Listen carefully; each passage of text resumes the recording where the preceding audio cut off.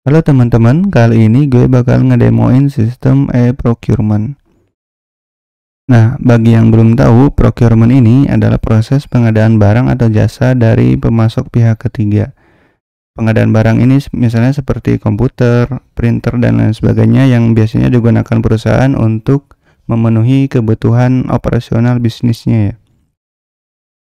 Oke, langsung saja di sini ada alurnya. Jadi nanti di procurement ini ada 3 user. Pertama ada karyawan, staff finance, dan manajer finance. Nah, karyawan ini nanti bakal nginput pengajuan pembelian barang. Yang setelah diinput nanti bakal ada notifikasi ke staff finance untuk diinputkan perbandingan. Nah, perbandingan ini itu isinya list penawaran harga dari beberapa supplier untuk barang-barang yang diajukan oleh karyawan. Nah, setelah diinput perbandingan ini nanti bakal ada notifikasi lagi ke manajer finance untuk diproses jadi pemesanan. Nah, setelah diproses bakal ada notifikasi lagi ke staff finance sebagai reminder agar pemesanannya bisa dicetak dan diserahkan ke supplier yang terpilih ya. Oke, setelah beberapa hari pemesanan barang datang. Nah, staff finance ini harus nginput penerimaan barang ya. Jadi nanti barang-barang yang sudah datang itu diinputkan di penerimaan. Kemudian nanti setelah diinput bakal ada notifikasi ke karyawan untuk reminder bahwa barang sudah datang dan bisa diambil ke finance seperti itu. Oke, selanjutnya kita coba demoin aplikasinya ya. Pertama kita coba login menggunakan akun karyawan ya.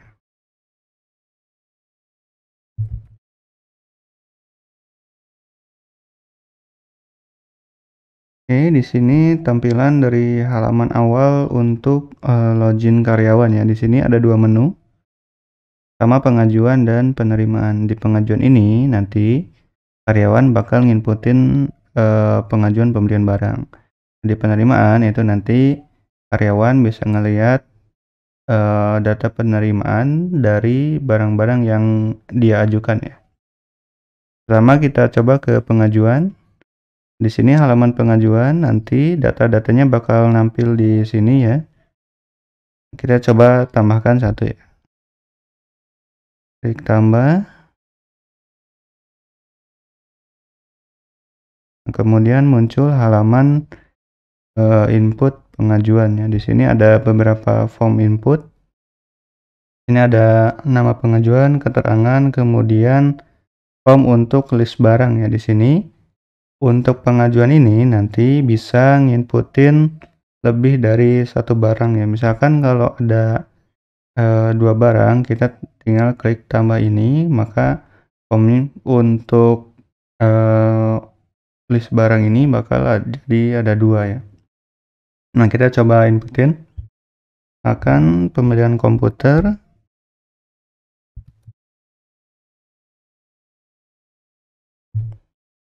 Kemudian barang pertama misalkan motherboard.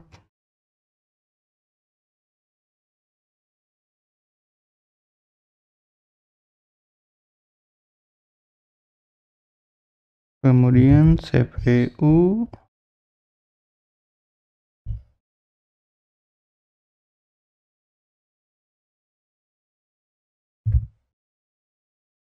Kemudian nambah lagi misalkan ada RAM.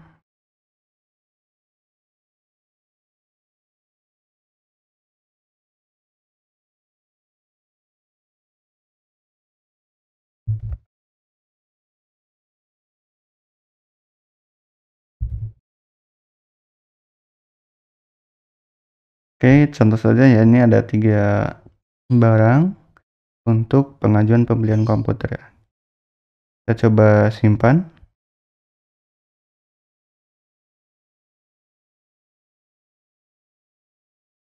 Nah, di sini muncul data pengajuan yang tadi kita inputkan. Di sini ada nama pengajuannya pembelian komputer, kemudian keterangannya, kemudian di sini ada jumlah barang yang diajukan, Kemudian ada di sini user yang input ya. Nah, di sini ada aksi, kita bisa ngelihat detailnya. Klik detail, tampilannya seperti ini. Ini ada list barangnya, ini ada harga satuannya, total harga. Nah, kemudian di sebelah kanan ini ada status perbandingan.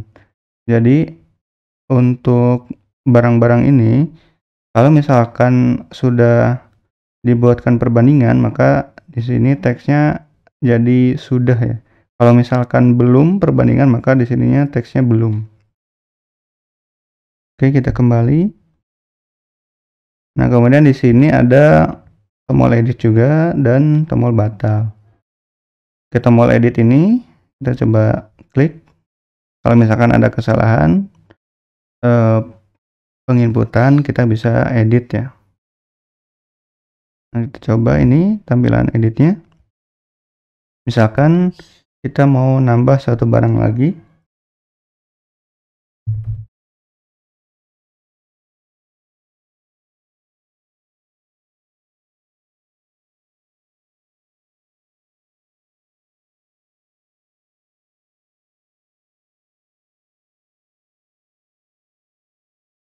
Oke, kemudian kita simpan.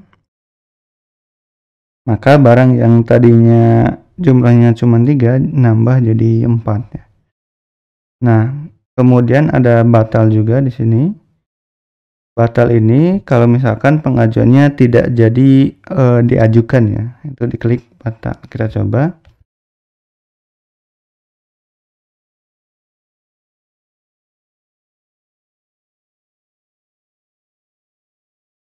Nah, maka status di sini setelah dibatalkan bakal muncul teks dibatalkan. Nah, kemudian di aksinya juga itu untuk pengajuan ini sudah tidak bisa diedit atau dibatalkan lagi ya. Dan otomatis tidak bisa diproses ke perbandingan seperti itu. Oke, kita coba tambah lagi untuk pengajuannya yang bisa diproses ke perbandingan ya nanti. Akan beli toner di sini.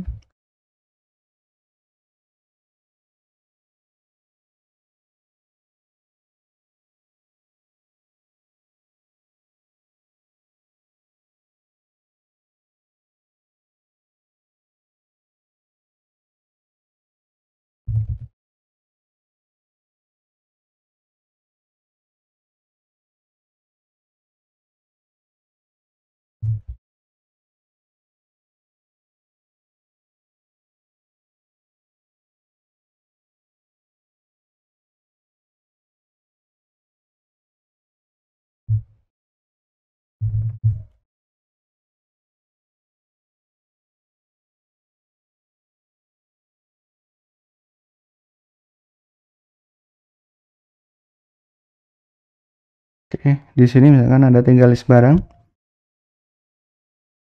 Simpan. Maka muncul lagi di sini ada pengajuan pembelian toner, jumlah barangnya 3 ya. Nah, setelah diinputkan ini nanti bakal ada notif ke Staff Finance ya. Kita coba lihat login menggunakan Staff Finance.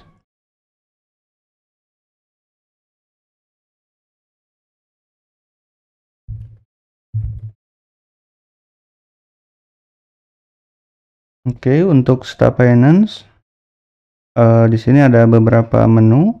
Dia ada menu supplier, pengajuan, perbandingan harga, pemesanan, dan penerimaan ya. Nah, jika kita lihat di sebelah kanan di pojok kanan atas ya, ini ada lonceng, ada tanda bahwa ada notifikasi dari karyawan, ada pengajuan baru. Di sini ada notifnya. Kita coba klik ya. Nah, di sini diarahkan ke tampilan detail pengajuannya ya. Tampilannya sama kayak tadi, cuman di bawah ini di Staff Finance bisa langsung input perbandingan ya. Misalkan ini langsung kita inputkan pembelian toner, simpan. Nah, setelah disimpan langsung diarahkan ke halaman perbandingannya. Nah, sini datanya seperti ini tampilannya. Di sini aksinya ada list supplier dan edit. Kalau misalkan edit ini ada kesalahan di judul biasanya. Kita coba edit, simpan. Oke, berhasil diedit. Nah, kemudian ada list supplier ya. Nah, di sini ada tampilan untuk list supplier yang ngasih penawaran harga. Di sini belum ada list suppliernya ya, kita coba inputkan. Oke, di sini ada pilihan suppliernya. Silahkan kita pilih PT Wibowo.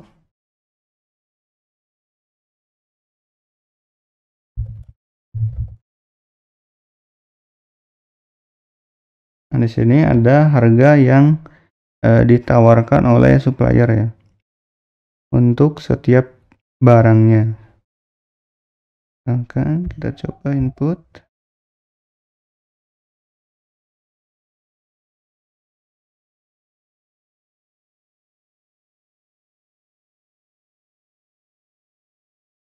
Oke, kita simpan. Maka di sini muncul penawaran harga dari supplier PT Wibowo ya. Nah, kalau misalkan ada kesalahan, kita bisa edit. Edit. Di sini misalkan ada kesalahan di keterangan ini.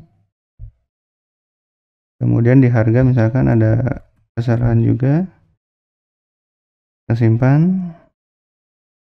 Nah, maka di sini tadi perubahannya sudah bisa langsung kelihatan ya. Ini. Kemudian kita coba tambah lagi supplier lain.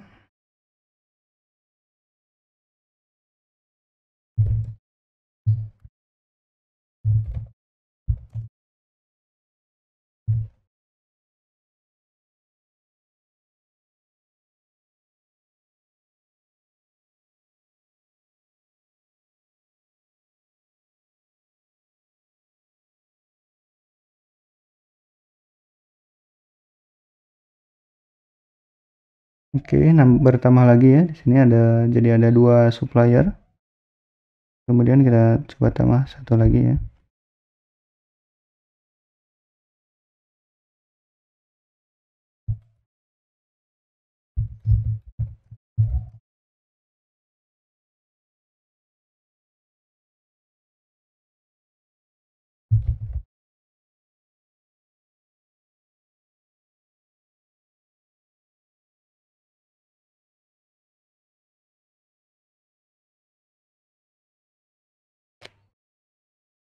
Nah, di sini jadi ada 3 supplier. Kalau misalkan yang supplier satunya misalkan tidak jadi, ini bisa dihapus. Misalkan kita coba hapus PT Wibowo ya, coba hapus. Nah, maka list suppliernya berkurang 1 ya. Nah, setelah selesai, di sini Staff Finance bisa menandai selesai agar bisa diproses oleh manajer finance. Kita coba tandai selesai. Ini ada konfirmasi dulu. Oke. Nah, maka list supplier ini sudah tidak bisa diedit lagi karena notifnya akan lanjut ke manajer finance untuk dibuatkan pemesanannya. Oke. Di sini pun sudah tidak bisa diedit ya. Oke, sebelum ke manajer finance, kita lihat tadi ada list supplier ya. Nah, di sini finance juga bisa mengelola data supplier. Di sini di halaman supplier kita coba lihat. Di sini ada beberapa data yang sudah diinputkan.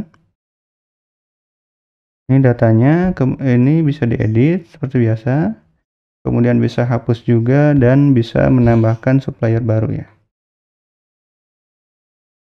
Oke, halaman seperti ini CRUD seperti biasa ya. Oke.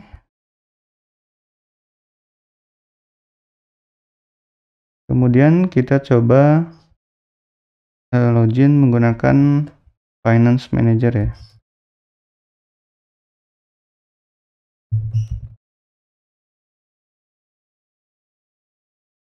Oke. Ini buat manajer finance ada notif juga. Ini perbandingan harga baru dari staff finance yang tadi diinputkan ya.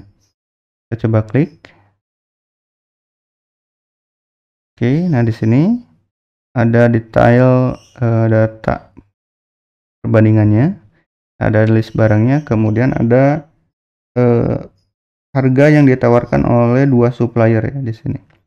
Nah, manajer finance ini tinggal pilih harga yang terbaik ya yang ditawarkan oleh supplier. Misalkan di sini kita coba pilih. Oke. Nah, untuk satu perbandingan ini itu bisa terbit lebih dari satu pemesanan ya. Nah, kalau misalkan kondisinya seperti ini berarti bakal terbit dua pemesanan. Nah, kalau misalkan kondisinya seperti ini, berarti pemesanan yang terbit itu cuma satu ya. Kita coba pilih harga yang paling murah ya. Kita klik simpan. Nah, maka di sini terbit dua pemesanan. Nah, di sini di aksi ada tombol cetak dan batal. Kalau misalkan salah satunya tidak jadi beli ya, misalkan itu bisa dibatalin.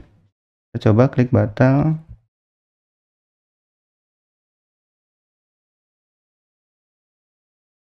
Oke. Ini dibatalkan ya, sudah dibatalkan. Maka yang bisa dilanjutkan proses pembeliannya cuman pemesanan yang pertama ini ya, yang tidak dibatalkan. Oke, kita balik lagi ke login staff finance.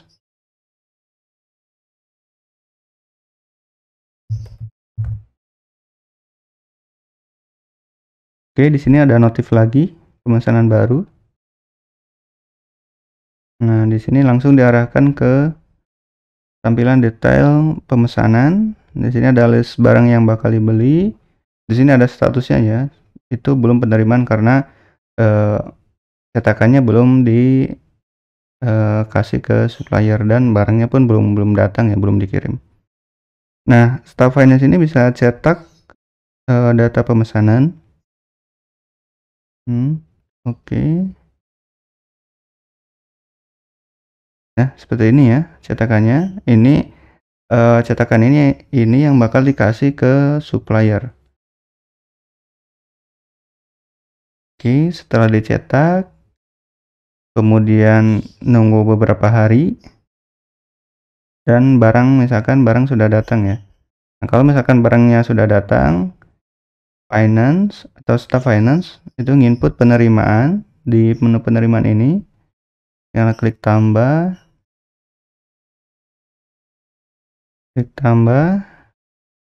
kemudian ini ada form untuk input penerimaan. Ini ada tanggal penerimaan. Misalkan ini yang ngantar, kemudian yang menerima siapa, dan ini pilih nomor pemesanannya, misalkan yang tadi. Oke, di sini ada detailnya muncul, kemudian ada list barangnya. Nah, di sini ada juga keterangan kondisi barang yang diterima ya, misalkan ini dalam keadaan baik, ini baik juga, kemudian disimpan. Nah, setelah disimpan itu notifnya nanti bakal sampai ke karyawan ya. Kita coba login menggunakan karyawan.